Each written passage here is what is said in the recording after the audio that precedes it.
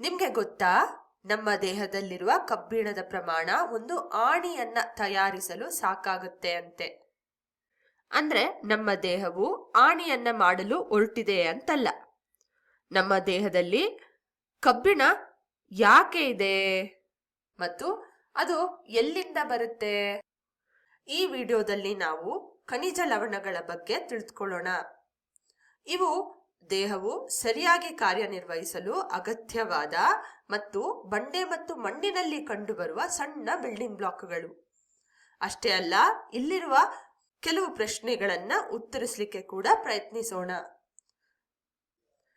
ಖನಿಜ ಲವಣಗಳ ಉದಾಹರಣೆ ಎಂದ್ರೆ ಟೇಬಲ್ ಸಾಲ್ಟ್ ಅಂತ ಕರೆಯಲ್ಪಡುವ ಅಯೋಡೀಕರಿಸಿದ ಉಪ್ಪು. ಈ ಅಯೋಡೀಕರಿಸಿದ ಉಪ್ಪು ಮುಖ್ಯವಾಗಿ ಸಮುದ್ರದ ನೀರಿನಿಂದ ಪಡೆಯಬಹುದು. ಖನಿಜಗಳು ಬರೀ ಉಪ್ಪಿನಲ್ಲಷ್ಟೇ ಅಲ್ಲದೆ ಪ್ರಾಣಿಗಳಲ್ಲಿ ಮತ್ತು ಸಸ್ಯಗಳಲ್ಲಿ ಸಿಗುತ್ತಾ?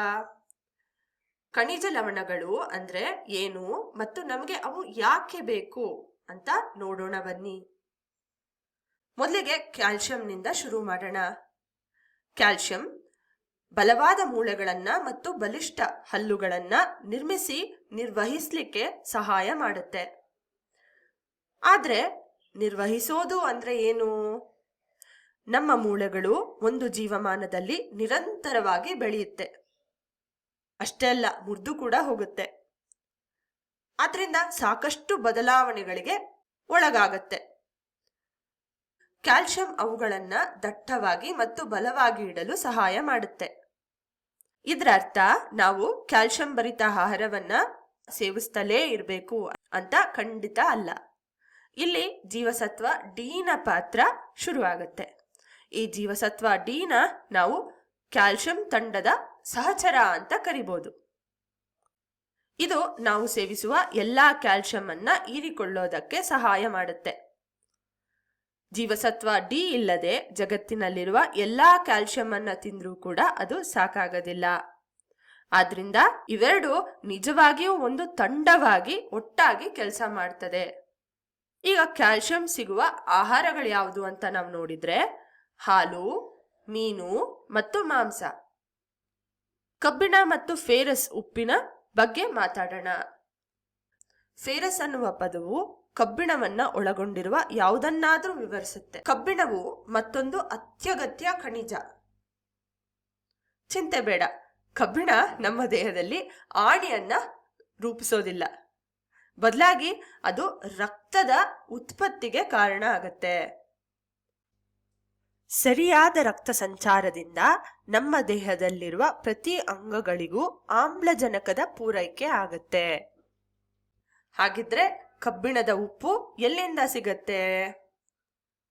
ಬೀನ್ಸ್, ಕಡಲೆ, ಒಣಕಾಯಿಗಳು ಅಂದ್ರೆ ನಟ್ಸ್ ಅಂತ ಹೇಳ್ತೀವಲ್ಲ, ಗೋಡಂಬಿ, ಬಾದಾಮಿ, ವಾಲ್ನಟ್ಗಳು, ಇವುಗಳಿಂದ ಮತ್ತು ಮಾಂಸದಿಂದ ಸಿಕ್ಕತ್ತೆ. ಈಗ ಅಯೋಡೀಕರಿಸಿದ ಉಪ್ಪು ಮತ್ತು ಥೈರಾಯ್ಡ್ನ ನಡುವೆ ಇರುವ ಪರಸ್ಪರ ಸಂಬಂಧದ ಬಗ್ಗೆ ತಿಳ್ಕೊಳ್ಳೋಣ. ಥೈರಾಯ್ಡ್ ಅಂದ್ರೆ ಏನು?